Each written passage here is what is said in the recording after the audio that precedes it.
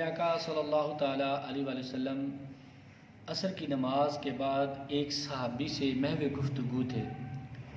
वही आई कि इस सहाबी की ज़िंदगी चंद एक साथ बाकी रह गई है।